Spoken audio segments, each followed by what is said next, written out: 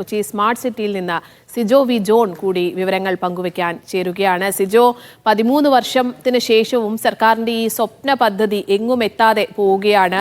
വാഗ്ദാനം ചെയ്തതൊന്നും തന്നെ നടപ്പാക്കാൻ കഴിയുന്നില്ല. അങ്ങനെ ടികോമിനെ മാറ്റി പുതിയ നിക്ഷേപ സാധ്യതകൾ തേടാനുള്ള ഒരു സാഹചര്യത്തിലേക്ക് അടക്കം കടക്കുന്ന ഒരു നീക്കം, അല്ലെങ്കിൽ സർക്കാർ തന്നെ ഏറ്റെടുത്ത് നടപ്പിലാക്കുക എന്ന രീതിയിലേക്കൊക്കെ കാര്യങ്ങൾ പോകുന്നു. തുടർ നീക്കങ്ങൾ ഒക്കെ എങ്ങനെയായിരിക്കും?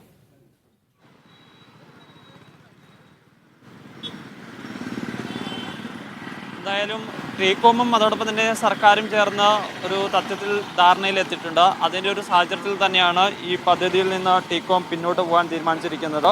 ഇതിനുള്ളൊരു നഷ്ടപരിഹാരം അത് സർക്കാർ ടികോമുമായി ആലോചിച്ച് തീരുമാനിക്കും. അതിനുശേഷം തുടർ നടപടികളിലേക്ക് പോകാൻ വേണ്ടിയിട്ടാണ് തീരുമാനിച്ചിരിക്കുന്നത്. എന്തായാലും നമ്മൾ വലിയ പ്രതീക്ഷയോടെ തുടങ്ങിയ ഒരു പദ്ധതിയാണ് സ്മാർട്ട് സിറ്റി പദ്ധതി. പക്ഷേ അതിൻ്റെ ഒരു പ്രതീക്ഷയിലേക്ക് എത്തിയില്ല. 90,000 ആളുകൾക്ക് തൊഴിൽ നൽകുമെന്നൊക്കെ പ്രതീക്ഷിച്ചിരുന്നെങ്കിലും അതിൻ്റെ 1/3 തൊഴിൽ പോലും നൽകാൻ സാധിച്ചില്ല. നമ്മളോട് നമ്മുടെ കൂടെ ഇപ്പോൾ ഇവിടെ സംരംഭരായിട്ടുള്ള ഇവിടെ ബിസിനസ് നടത്തുന്ന വ്യക്തികൾ തന്നെ ചേരുന്നു. നമുക്ക് അവരോട് തന്നെ ചോദിച്ചു നോക്കാം ഈ നീക്കത്തെ എങ്ങനെയാണ് കാണുന്നതെന്ന്. ഇപ്പോൾ ടികോം പിന്മാറുകയാണ്, സർക്കാർ അത് ഏറ്റെടുക്കുന്നു എന്ന് പറയുകയും ചെയ്യുന്നു. ഒരുപക്ഷെ വേറെ ആളുകൾ ഈ പദ്ധതിയുമായി വന്നേക്കാം. ഈ ഒരു മാറ്റത്തെ നിങ്ങൾ എങ്ങനെയാണ് കാണുന്നത്? ഒരു ഗുണകരമായൊരു മാറ്റമായിട്ട് പ്രതീക്ഷിക്കുന്നുണ്ടോ? തീർച്ചയായും ഇതൊരു ഗുണകരമായ ചേഞ്ച് തന്നെയാണ്. കാരണം ടികോം ഒരു IT പാർക്ക് എന്ന രീതിയിൽ ഈ സ്മാർട്ട് സിറ്റി കൊണ്ടു നടത്തുന്നതിൽ വളരെ അവർ ഫെയിലർ ആയതാണ്. കുറേ വർഷങ്ങൾക്ക് മുമ്പേ ഫെയിലർ ആയാണ്. നമ്മൾ 2020 മുതലേ ഞങ്ങളിവിടെയുള്ള കമ്പനീസ് എല്ലാം തന്നെ ഗവൺമെൻറ് പല ലെറ്റർ കൊടുത്ത് റിക്വസ്റ്റ് ചെയ്തതാണ് ഇത് ഇൻഫോ പാർക്കിനും അല്ലെ വേറെ നല്ല ഏജൻസി ഏൽപ്പിക്കണം എന്നുള്ളത്. അപ്പോൾ അതിൻ്റെയൊക്കെ ഫലമായിട്ട് അതിനുശേഷം ഞങ്ങൾ IT സെക്രട്ടറി ഒക്കെ മീറ്റ് ചെയ്തതാണ്. അവരുടെയൊക്കെ നേതൃത്വത്തിൽ ഈ ടികോം അധികൃതരുമായിട്ട് തന്നെ പല മീറ്റിംഗ്സ് നടന്നതാണ്.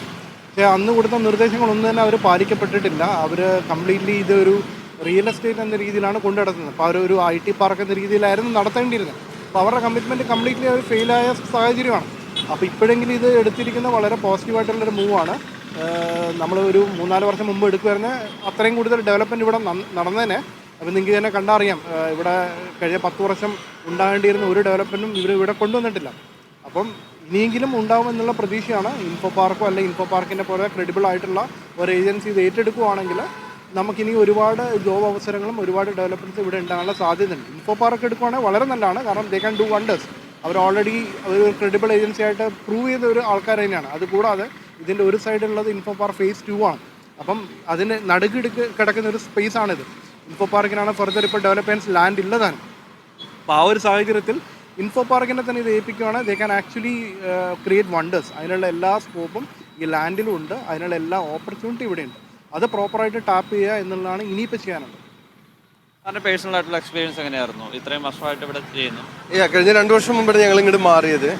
തുടക്കത്തിൽ കുറച്ചും കൂടി ഡിഫിക്കൽട്ടായിരുന്നു ഈ പ്രോസസ്സ്. അപ്പോൾ ഇനിയിപ്പോൾ കേരള ഗവൺമെൻറ് കയ്യിൽ കിട്ടുമ്പോൾ കുറച്ചും കൂടി ഈസി ആയിട്ട് ആ പ്രോസസ്സൊക്കെ സ്പീഡാക്കുക. പിന്നെ മോർ ദാൻ 200 ഏക്കേഴ്സ് ഉള്ളതാണ് ഇത്. സ്മാർട്ട് ഇൻഫോ പാർക്കിൻ്റെ തൊട്ടുപുറത്തുമാണ്. അപ്പോൾ എന്ത് നിലക്കും ഇപ്പോൾ മെട്രോ വരുന്നു, എല്ലാ നിലക്കും നമുക്ക് ഒരുപാട് ജോബ് ഓപ്പർച്യൂണിറ്റീസ് കൊടുക്കാൻ പറ്റുന്ന നല്ലൊരു അവസരമാണ്. കാരണം ഏത് മെട്രോ സിറ്റിന് നോക്കിയാലും വളരെ കുറഞ്ഞ 20% ലെസ്, എംപ്ലോയീസിനും എക്സ്പെൻസ് കുറവാണ്, കമ്പനിക്ക് എക്സ്പെൻസ് കുറവാണ്, നമുക്ക് നല്ല ടാലൻറ്റ് ഇവിടെ ഉണ്ട്.